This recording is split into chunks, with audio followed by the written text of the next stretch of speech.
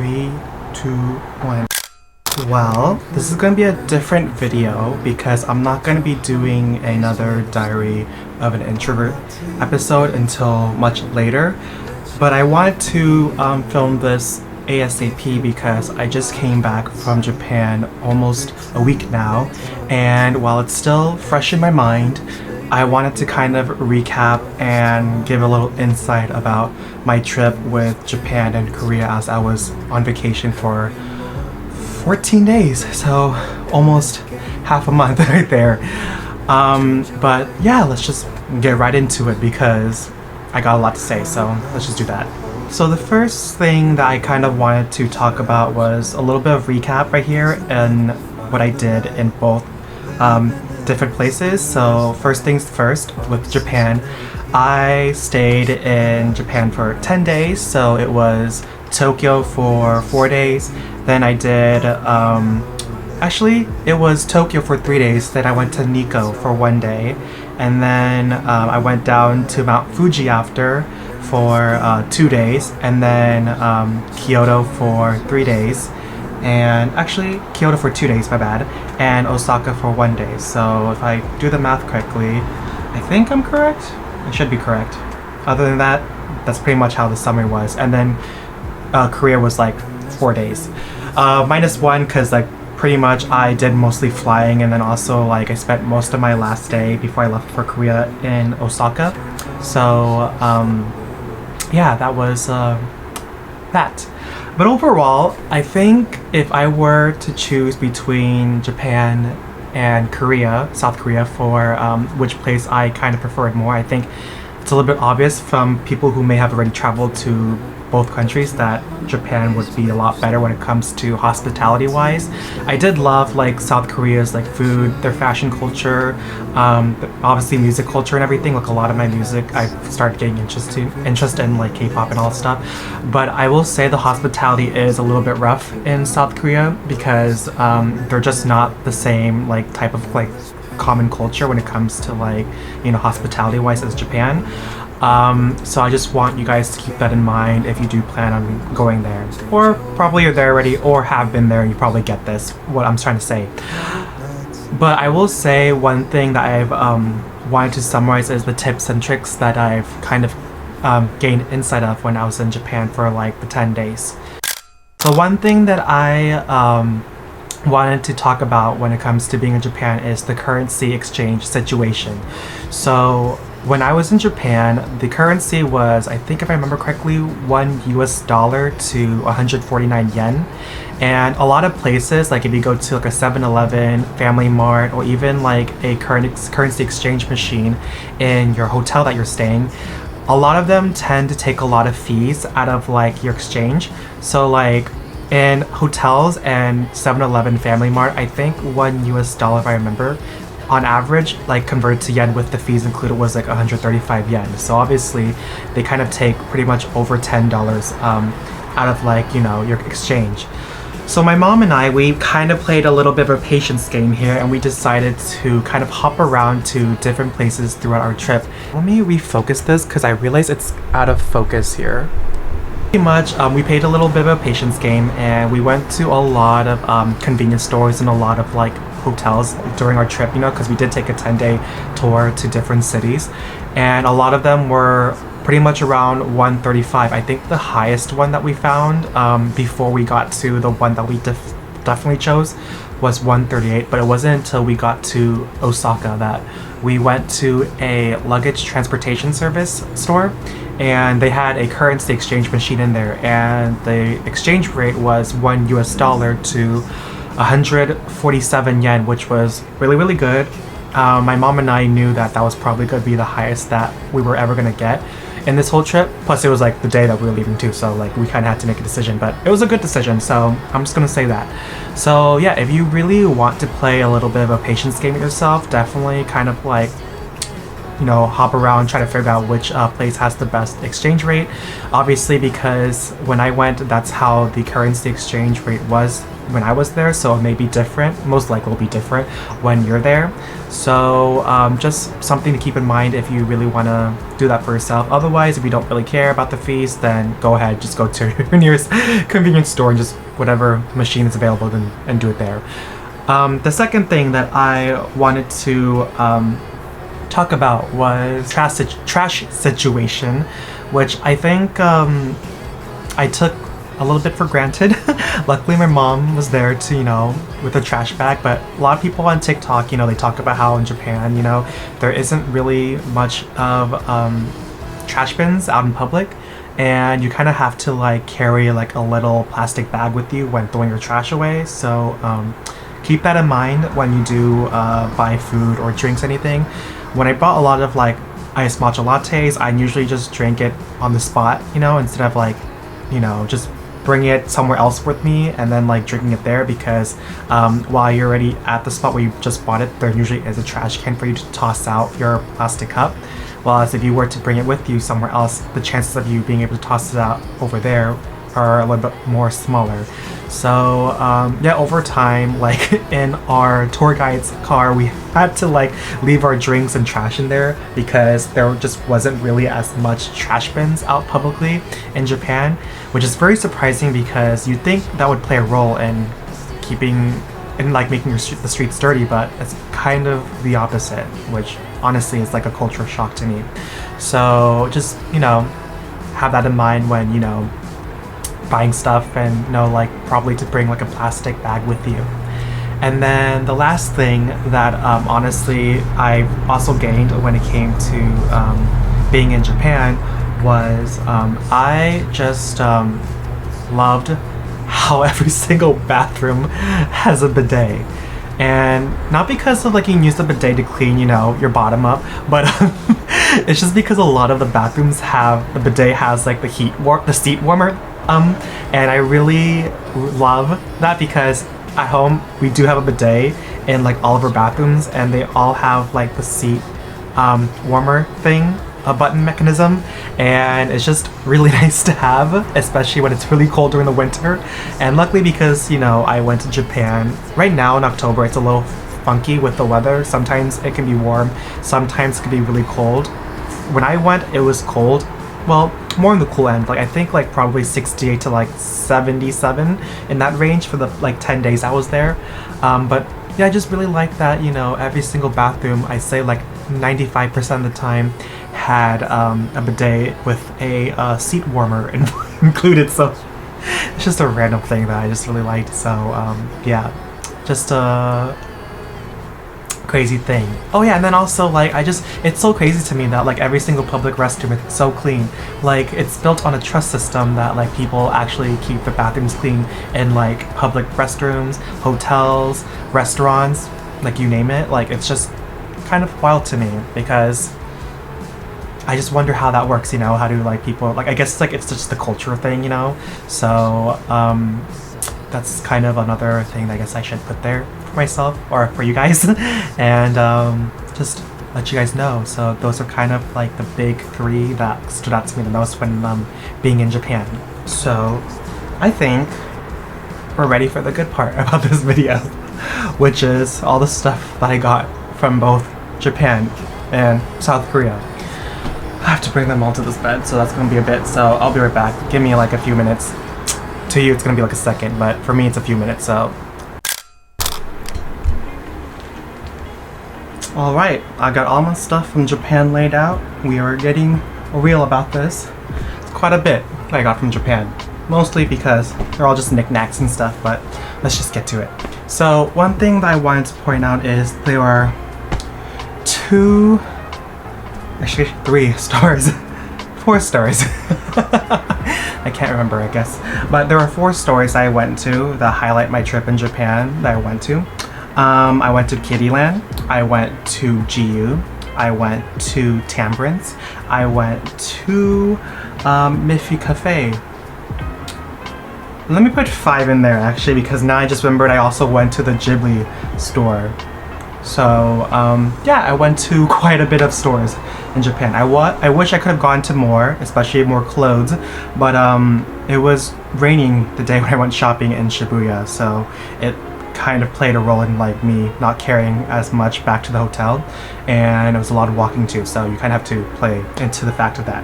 But let's just start with Shibuya and then work our way down to Osaka. So in Shibuya, when I went to Kittyland, I got pretty much Smiskis because they are a lot cheaper in Japan compared to buying them here. But here's how they look like. So you can see that this is how they look like.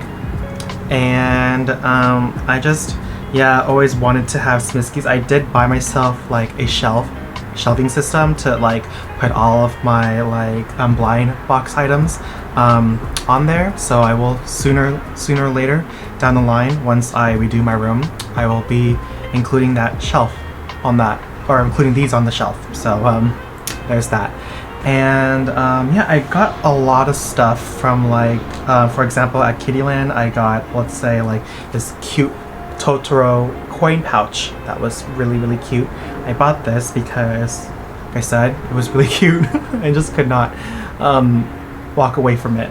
I got at Kittyland a Wada Wada from, if you watched the recent movie from Studio Ghibli, it's The Boy and the Heron, and if you watch the movie, you know where this is from. So I just was like, you know, very cutesy, you know, and I just said, I have to have this. Lastly, from Kittyland, I got this Waddle Dee from the Kirby series, and I just wanted to have this as a keychain because it's just, you know, growing up, Kirby was always like my favorite like Nintendo character. So I already have a Kirby keychain, but I did love the Waddle Dee character. So this is how it looks like. And yeah, so I just have a lot of keychains that I got from Japan, if you can tell, and it just will go from this point on. This is you know, that's part of it. But let's just move on here. So I have two things I really love. This is like probably my favorite purchases I've bought throughout this whole trip, and that is these two. They're so cute. Like, look how soft they are. They're so soft. I just want to like rest these against my face because they really are soft. But I can't do that. But anyways, yeah, so I brought these two from the Ghibli store. I think this was like near, the one that I bought these two from are near the Tokyo Skytree. So it was like inside the mall, and you'll just know it's the studios like Ghibli like store because you see like this really huge like Totoro statue inside, and also there's like a large size of the cat bus from the Totoro movie. And I literally was like I saw this and I was like, come on, like you can't like walk away from this. Like, it's so cute. Definitely like buying a shelf just to put these two on the shelf. But yeah, I'm really happy about these.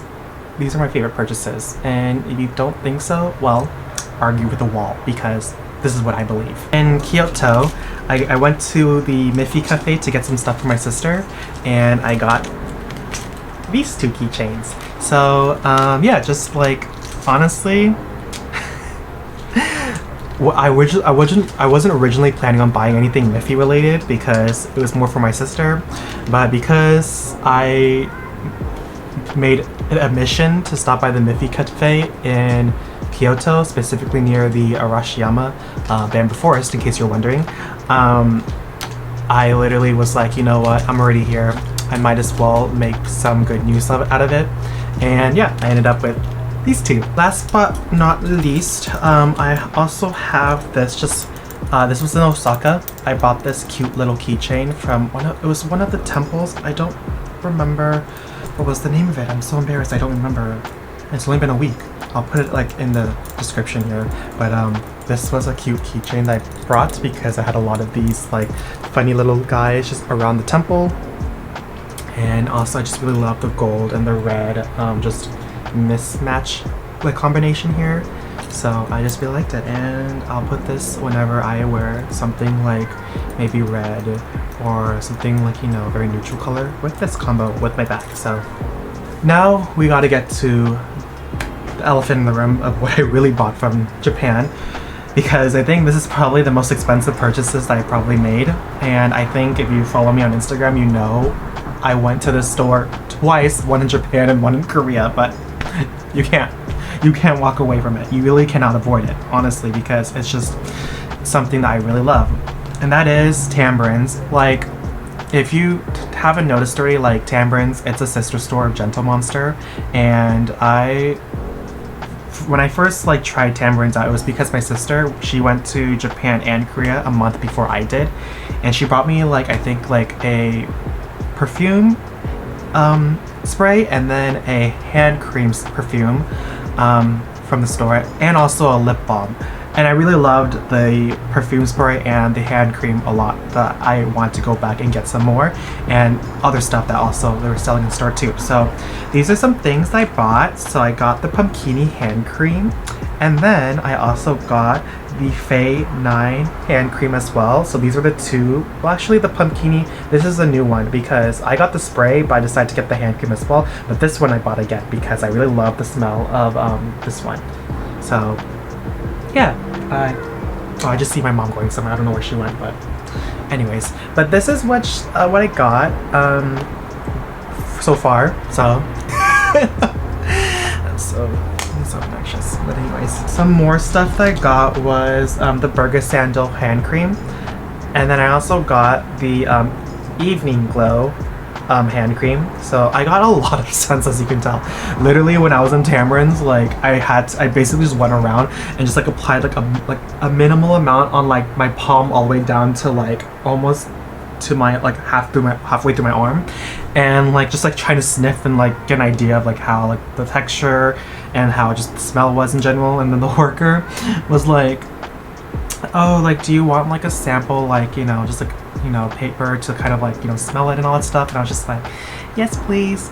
And also I was like just in a rush too, because one thing I guess I should also mention too about Japan is there aren't really a lot of public seats anywhere. Like you go to like, you walk around, or you go into a mall, or you go into a store, there really aren't any places to sit down. So my parents were with me when I went shopping, and they were just standing around Tambourines waiting for me, and I just wanted to like, you know, be done and out because I felt bad for them that they had to stand there. So yeah, I just basically just tried my best to smell as much. I just realized I ran out of batteries on my camera, so sorry for the interrupt pause right there, but let's just get back to it. But yeah, pretty much my parents, they had to stand throughout every single store that we went shopping, and yeah, I just wanted to just like be one and done. But besides the hand creams, I got these two. These are like my favorite Tambourine purchases. These are the perfume balm, which kind of is like similar to like a lip balm, but really it's for like perfume wise, for like, you know, you put on your neck or your wrist and everything. So you kind of just twist this right here to like have the perfume balm exposed a little bit, and then you just rub it on like specific areas that like you want yourself to like have the scent on, and after that you just close it like this. It's magnetic, so I really like this. Look, just watch. Or I can do better than that. There we go. I just really like this purchase. It's just it's so minimalist and very easy to like carry around with you, like, you know, on your everyday life. So highly recommend if you really want to purchase something from Tambourines. I think the perfume balm personally is the first place that you should start, you know. So that's just my opinion. And then lastly, I got the hand cream gold chain from Tambourines. This is a larger size than the one I got. The one that my sister got for me, I personally didn't like the smell as much, but I really liked the packaging though. The packaging was something I really loved, but I just wanted a different scent. So when I was there, I also did like another scent test of like every single one they had. Luckily they didn't have that much. I think it was only like 4, so it was like really easy to kind of dwindle down to which one I wanted. And I got the one that's called 421. So this is what it looks like. It's a lot larger. And yeah, that was kind of my haul from Tambourines. now let's get to the last one, which was GU. So GU, I honestly didn't get that much because it's so crazy to me that I didn't really shop that much for clothes in Japan, but I only got one thing, which was a varsity jacket from GU. And this is the varsity jacket that I got. I really, really love it. It's so soft. The quality is so good. So good. And yeah, I wore it when I went to Korea. And I would definitely wear it again a lot here during the winter season since it's about to be. And yeah, that's all I got from Japan. So I guess we can go to stuff that I got from Korea because it's a little less, but I got a lot of stuff from there too. But yeah, let's just do that. Let's get to South Korea. So in South Korea, I went to I can't even speak right. In South Korea, I stayed in Myeongdong for 3.5 days, and when I was in Myeongdong, I went to the Lotte, I think that's what's pronounced, Latte Mall, and I stopped by Tamburins again to get 2 card diffusers. Oops, this one came off. But I got 2 card diffusers that I really, really loved, and I actually am using one right now in my personal car, and it smells really good. The one I'm using is called Big Alico, but I did purchase what's called Lily Coco and Camo. So those will be later once my Big Alico runs out, and these are also refillable too. So from what the worker told me, they last on an average 1 to 2 months, so depending on how crazy you use them. If you don't have the vents in the back opened all the way, probably 2 months is probably where you're going to be leaning towards too. But if you have the vents in the back of the diffuser opened all the way, then 1 month might be ideal. So there's that. When I told my sister that I was going to South Korea, she asked me if I was going to go to Olefion. Originally I said no, and she looked at me with a disgusted face saying, "Are you kidding me?" And I was like, "What? Did I say something wrong?" She was like, "You're going to South Korea and you're not going to go to Olefion." And I was like, "Yeah." And she was like, "That's like saying like you come to America and not going to try burger." So yeah, I told her, okay, I'll go to Olefion and see what the hype is about. And let me just say, I totally get it now. I get it, because apparently when you go to South Korea, there's literally an Olefion everywhere, and someone is always carrying an Olefion bag because of how affordable all these skincare products are. And you know, while I shopped for my sister's stuff at Olefion, I also got some stuff for myself too.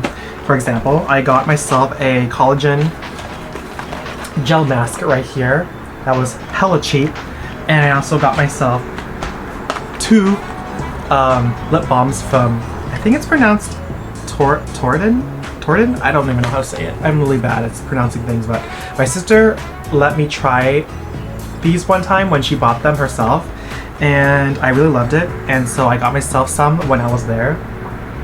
So yeah, some lip balm. I got myself some sunblock from Olefion, and lastly, I got myself a pore enhancing serum. So this has been great for me, along with my current skincare routine that I've been doing. So just little add-ons and everything. But yeah, those are some stuff that I got from Olefion. I kind of wish now that I look back upon it, I got more. My sister's literally gonna roast me and be like, "I told you so." But yeah, I wish I would have gotten more. But honestly, it kind of made sense I didn't get much because our luggages were getting kind of tight already. So yeah, definitely just means that I gotta make another trip one day to go back and get some more stuff. But anyways, I will also mention that I did more clothing in Korea that I did in Japan. So I got some stuff from 8 Seconds. I got this cute little shirt, long sleeve shirt, just really simple, from 8 Seconds. I also am wearing right now on me a button up from 8 Seconds too, which I really love. It's super comfortable. And I got myself a V-neck sweater. It's over there right now, but I'm too lazy to get it. Sorry. Mushinza too.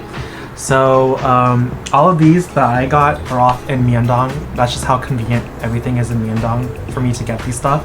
So, you know, those are like kind of all the clothes that I got. I personally wish like I said, I got more clothes too in Korea, but because of my luggage situation, that's how it is.